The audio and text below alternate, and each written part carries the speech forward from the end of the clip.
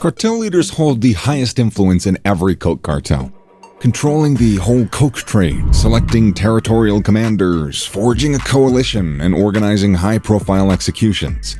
However, their way of living always makes them a target for authorities, looking to lock them up. And in this video, we're going to be looking at the cartel leaders that have received the heaviest sentences. Pablo Escobar was able to develop an underground network that transported over 15 tons of cocaine around the world on a daily basis. To give you an idea of how wealthy this man became, consider that he spent $1,000 every week on rubber bands to hold these wads of cash together. With such a large sum of money comes a tremendous amount of power. Because money can achieve anything, because everyone has a monetary value. The king of cocaine, as he was known as around the world, knew he would be captured by authorities at some point. So he chose to plan his capture with the officials, like the savvy businessman he was. During the period, Colombia was riddled with corrupt politicians and government officials who were either bribed or assassinated by Escobar. Colombian officials concluded that as long as Escobar was free, there was no way to reduce fraud, so there was only one solution. Escobar, on the other hand, was sick and tired of being on the run for the past 20 years, so he chose to orchestrate his own capture, something that no felon had ever done before. Escobar's offer to the Colombian authorities was that he would hand himself over and be willing to be in prison for as long as they wanted, but he would spend the entire time inside his own jail, which he would build. This prison would have 24-hour security and spiked walls, but Escobar would be the only one imprisoned within, and the prison would follow his own rules. Escobar's cocaine trafficking network was being pursued not only by Colombian authorities, but also by an Interpol comprised of various forces from throughout the world. As a result, the authorities gave in to Escobar's demands, apprehending him in 1991 and incarcerating him within his own cell with no transfer. Cocaine's queen Griselda Blanco's name was Griselda Blanco, and she was assassinated in a hail of gunshots in Colombia on Saturday, apparently in the same way that she had purportedly ordered the assassination of hundreds of others during her rise to notoriety as one of the world's most prominent coke traffickers. Blanco, 69, was slain by motorcycle-riding assassins as she stepped out of a butcher shop in Medellin. According to a story in the Spanish-language journal El Colombiano, she kept it a secret since being deported from the United States in 2004, where she was suspected of heading a narcotics ring that developed trafficking networks between Miami and Colombia, and transported up to 1.5 tons of cocaine into the country each month. Blanco was accused of involvement in 40 homicides, but she was never charged in all of them. Police accused her of being involved in the infamous 1979 shooting rampage at the Dadeland Mall in suburban Miami, which resulted in the deaths of 2 Colombian cocaine smugglers in broad daylight by criminals carrying automatic rifles. According to stories, 3 of her wives were also murdered in narcotic violence, one by her hand. Blanco, who was born in a Cartagena ghetto in 1943, began her criminal career when she was 11 years old, when she kidnapped and murdered the son of a wealthy Medellin family. She went to stealing and sex work to survive the terrible scenario she was in. She rose from little criminal to serious criminal with the help of illegal immigration smuggler Carlos Trujillo. Eventually married and had 3 children with him, but later divorced and allegedly assassinated after a coke quarrel. Blanco's second husband, Alberto Bravo, introduced her to cocaine distribution as the couple moved to Queens, New York in the early 1970s, just in time for the city's cocaine boom. The mafia had primarily governed narcotics trafficking prior to Bravo and Blanco's arrival. But with their clear ties to Colombia, they swiftly seized a sizable chunk of the market and were purportedly making a fortune. Nonetheless, their activities drew the attention of law enforcement, who apprehended them in 1975 in the largest sting operation at the time, Banshee's operation. Blanco had fled to Colombia by the time a special prosecutor was ready to actually press charges against him. During her interim banishment, she is said to have ended the life of Bravo in a gunfight over disputed cocaine money. She returned to the United States, this time to Miami, to solidify her position as the queen of cocaine, after seizing entire control of the coke empire following her husband's death.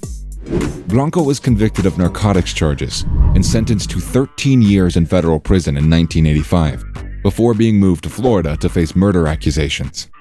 However, as the case against her was being prepared, a squabble erupted in the Miami-Dade District Attorney's Office. The secretaries at the DA's office were caught having phone sex with Ayala. As a result of the conference, 3 secretaries were fired and the prosecutor resigned. Following the dispute, what appeared to be a solid capital punishment prosecution dissolved. Blanco agreed to 3 concurrent 20-year sentences, and she was extradited back to Colombia in 2004. Blanco, according to El Colombiano, lived off rental income from the residences she owned for the remainder of her life. Blanco was reportedly escorted by a pregnant ex-daughter-in-law at the time of her death, who told investigators that Blanco had abandoned her criminal life. According to the report, 2 suspects rode their bicycles into a Medellin open-air market. One stepped off the bike, approached Blanco, and shot her twice in the head, and the other woman was unharmed. A jury sentenced Osiel Cardenas Guillen, the former head of a big Mexican coke cartel, to 25 years in jail, and ordered him to forfeit $50 million in illegal gains to the United States. Cardenas Guillen, 42, was the boss of the Gulf cartel based in Matamoros, Mexico, until his arrest in 2003. In 2007, he was sent to the United States to face coke trafficking charges. On Wednesday, just after the cartel lord's previously guilty plea, U.S. District Judge Hilda Tagle handed down the punishment.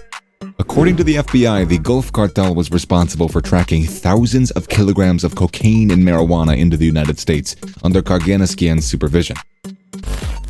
According to the FBI, Cardenas Guillen planned to assassinate the U.S. investigating sheriff deputy in 1999.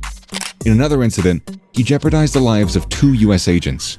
Cardenas Guillen's criminal conviction reflects the United States and Mexico's combined desire to pursue and punish the leaders of coke trafficking cartels and dismantle their organizations and put an end to the violence and the corruption that they've spawned.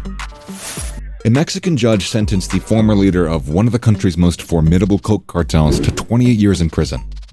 Vicente Carrillo Fuentes took over the Juarez cartel when his brother died in 1997 as a result of an unsuccessful plastic surgery. Thousands of lives were cut short in turf wars between rival cartels. The Juarez cartel has lost a lot of authority after Vicente Carrillo Fuentes was apprehended in 2014. Vicente Carrillo Fuentes, often known as the Viceroy, was found guilty of coke trafficking and organized crime. The 58-year-old was one of the Drug Enforcement Administration's most wanted people, with a $5 million reward offered for his capture, which is 3.6 million euros if you're weird and European. He and one of his bodyguards were apprehended in October of 2014 at a security checkpoint in the northern Mexican state of Coahuila. According to authorities, he had been being low-key, quote-unquote. Vicente Carrillo Fuentes became the Juarez cartel's commander shortly after he ended the life of his older brother Amado, who is known as the Lord of the Skies for his ability to smuggle large amounts of cocaine on his personal fleet of planes. Vicente Carrillo Fuentes devised a complex financial structure to conceal the cartel's coke revenues. During his time as the chief of the Juarez cartel, however, he became entangled in a vicious battle with the Sinaloa cartel, led by Joaquin El Chapo Guzman. Although the Juarez cartel had been severely weakened by its Sinaloa rivals, it's suspected of being responsible for a high murder rate in Ciudad Juarez, its headquarters. Vicente Carrillo Fuentes was sentenced to 28 years in prison, including the time that he's already spent in detention cells since its arrest.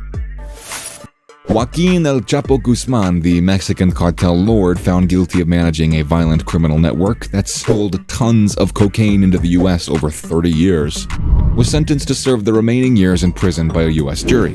Guzman, 62, was convicted by a jury in February of smuggling tons of cocaine, heroin, and marijuana as a top leader in the Sinaloa cartel, which has been long regarded as one of Mexico's most powerful and most violent coke organizations. And that's it for today's video.